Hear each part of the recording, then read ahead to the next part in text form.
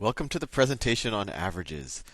Average is probably a concept that you've already used before, maybe not in a mathematical way, but people will talk in terms of the average voter wants the politician to do this, or the average student in the class wants to get out early. So you're probably already familiar with the concept of an average, and you probably already intuitively knew that an average is just a number that represents the different values that a group could have, but it can represent that as one number as opposed to giving all of the different values. And let's give a couple of examples of how to compute an average, and you might already know how to do this. So let's say I had the numbers 1, 3, 5, and 20. And I asked you, what is the average of these four numbers? Well, what we do is we literally just add up the numbers and then divide by the number of numbers we have. So we say 1 plus 3 is 4. So let me write that. 1 plus 3 plus 5 plus 20 equals, let's see, 1 plus 3 is 4. 4 plus 5 is 9. 9 plus 20 is 29, right? And we had four numbers, 1, 2, 3, 4. So 4 goes into 29. And it goes to 7.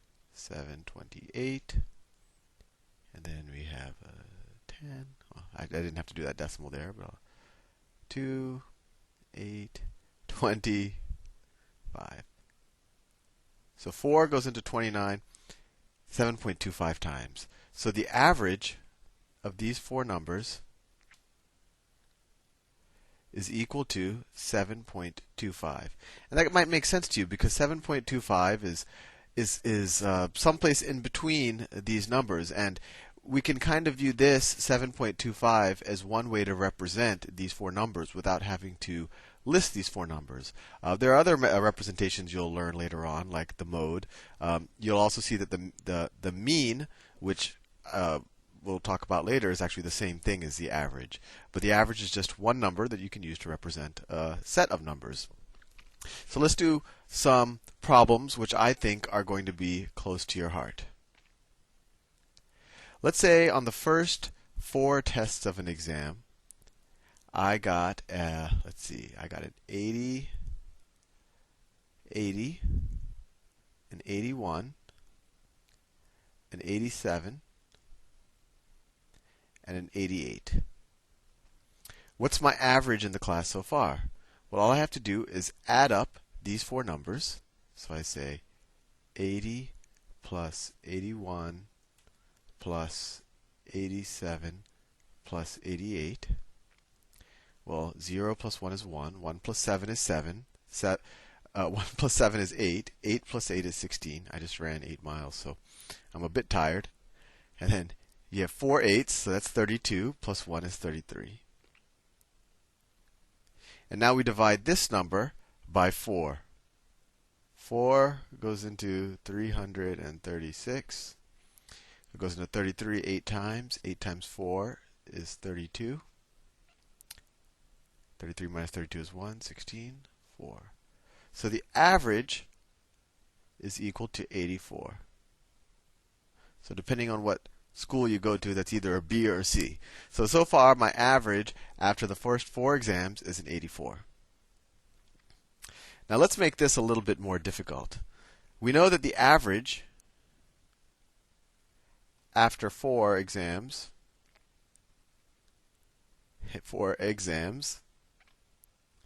is equal to 84.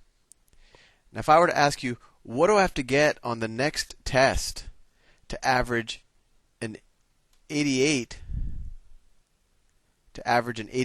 in the class? Right? So let's say that x is what I get on the next test.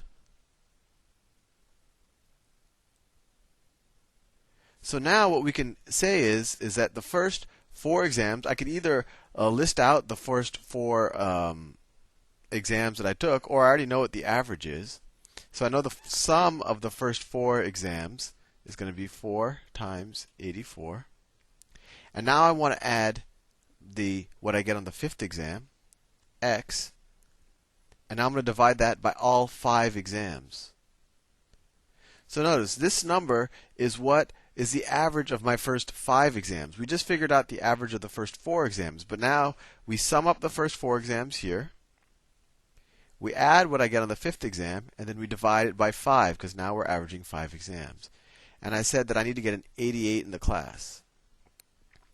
And now we solve for x. So let me make some space here. So 5 times 88 is, let's see, 5 times 80 is 400, so it's 440.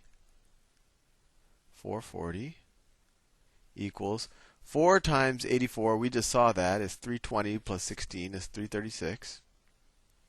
336 plus x is equal to 440. Well, it turns out if you subtract 336 from both sides, you get x is equal to 104. So unless you have an exam that has some bonus problems on it, it's probably impossible for you to get an 88 average in the class after just the next exam. You'd have to get 104 on that next exam. And let's just look at what we just did. We said after 4 exams we had an 84. What do I have to get on that next exam to average an 88 in the class after 5 exams? And that's what we solved for when we got x. Now let's ask another question. I said after 4 exams, I had an 84 average. If I said that there are 6 exams in the class, and the highest score I can get on an exam is 100, what is the highest average I can finish in the class if I were to really study hard and get 100 on the next 2 exams? Well, once again, what we'll want to do is assume we get 100 on the next 2 exams, and then take the average. So we'll have to sum up all 6 exams. So we're going to have the average of 6. So we're in the denominator, we're going to have 6. The first 4 exams, the sum, as we already learned, is 4 exams times the 84 average. And this dot is just times. Plus, there's going to be 2 more exams, right? Because there's 6 exams in the class. And I'm going to get 100 in each. So that's 200. And what's this average? Well, 4 times 84, we already said is 336. Plus 200 over 6. So that's 536 over 6. 6 goes into 536. I don't know if I gave myself enough space. But 6 goes into 53 8 times. 48. 56 goes into it 9 times. 9 times 6 is 54. 6 minus is 20. 6 goes into, so we'll see it's actually 89.333333. It goes on forever. So 89.3 repeating. So no matter how hard I try in this class, the best I can do, because I only have 2 exams left, even if I were to get 100 on the next 2 exams, I can finish the class with an 89.333 average. Hopefully, I think some of this might have been a little bit of a review for you. You already kind of had a sense of what an average is. And hopefully these last 2 problems not only taught you how to do some algebra problems involving average, but they'll also help you figure out how well you have to do on your exams to get an A in your math class. I think you're now ready for the average module. Have fun.